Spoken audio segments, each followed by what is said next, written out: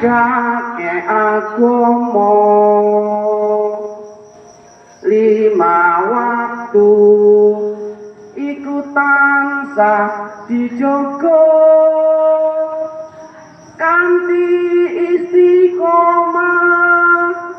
lan sing tumaknina luwih sampurna yen berjamaah subuh duhulan asar sholat saya tingkat nahi mungkar maghrib isajan kepe prayogane ditambah sholat sunah ojo sembrono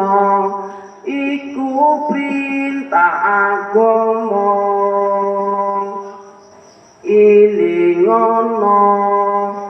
ning dunya mung sadelo sabar lan tawakal pasrah sing maha kuwasa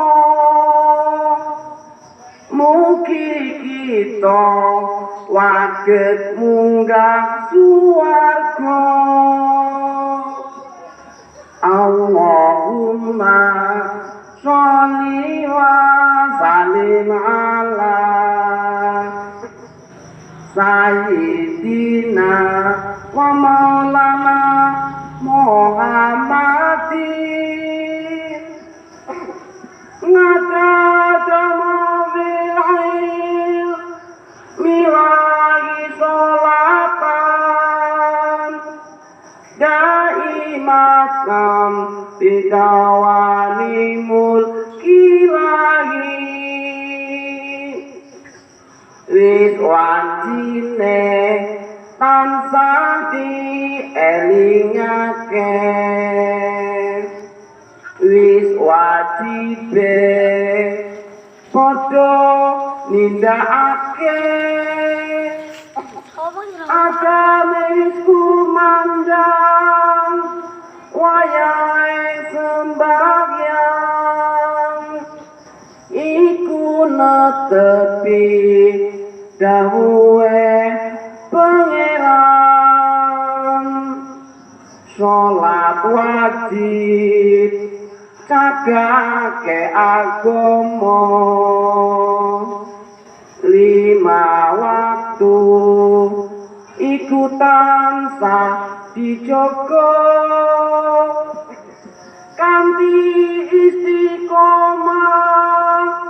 lan sing tumaknina luwih sampurna yen berjamaah subuh duhur lan asar sholat saya tingkat nahi mungkar maghrib isajan kepe prayogane ditambah sholat sunah ojo sembrono iku perintah agama ilingono ning dunya mung sadelo sabar lan tawakal pasrah sing maha kuwasa mugi kita waget munggah